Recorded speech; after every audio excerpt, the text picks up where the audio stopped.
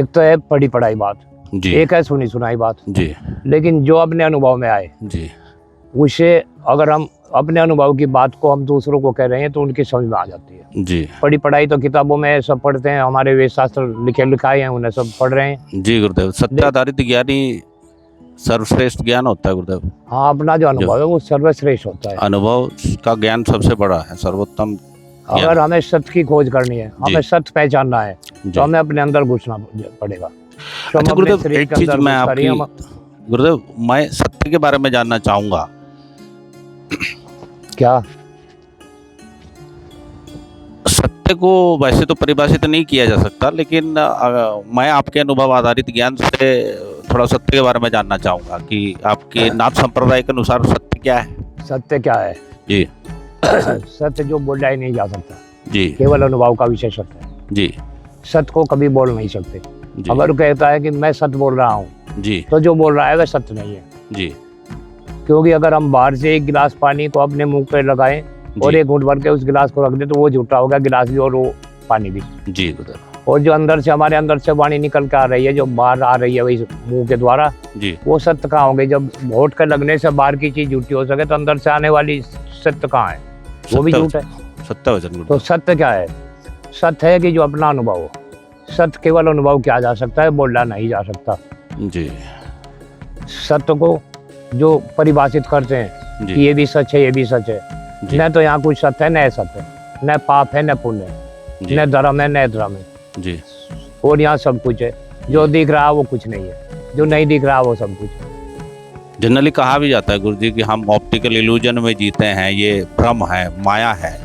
भगवान श्री कृष्ण ने गीता में क्लियरली मेंशन किया है कि संसार में जो चीज़ दिख रही है वो सब टेम्परेरी है, और जो टेम्परेरी है वो स्थिर हो ही नहीं सकती, वो सत्य हो ही नहीं सकती।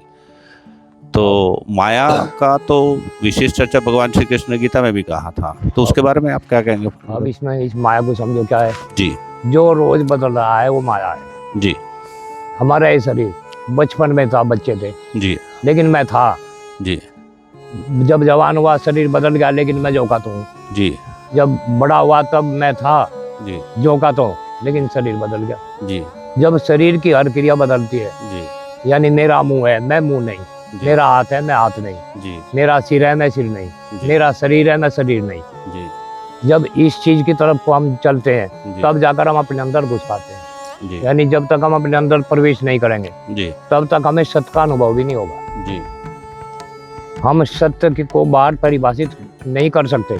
जी ये केवल जो है बोलने की प्रक्रिया है कि हम जो है जिसे जो बता रहे हैं जी वो उसे समझे। जी और सच्चाई है कि समझने के लिए भी ये बातें छोटी थोड़ी रह जाती हैं, छोटी पड़ जाती हैं। जी समझना तो अपने अनुभव से है, जी किसी दूसरे के बताने से उस पर विश्वास, पूर्ण विश्वास कर लेना अंधविश्वास है। जी अगर हम कुछ जानना चाहते हैं तो हमें अपने आप को समझना पड़ेगा।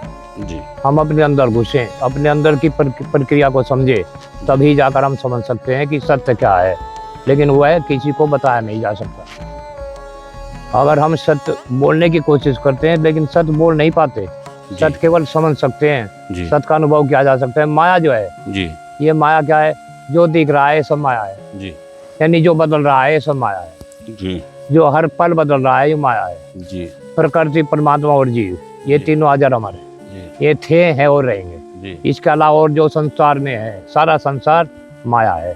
जी आज मकान है, कल ये किसी महल बन गया, जी परसों एक खंडहर बन गया, जी तो ये तो बदल रहा। जी जब ये बदल रहा है तो ये सत्य नहीं, जी ये माया है। जी यानी जो बदल रहा है वो माया है, जो नहीं बदलता वो मैं हूँ, यानी वो ही परमात्मा है, वो ही प्रकृति है, वो ही जीव है। जी बहुत सुंदर गुरुदेव, आपने मार्गदर्शन दिया, इसके लिए मैं आपको तहे दिल से सादर चरण स्पर्श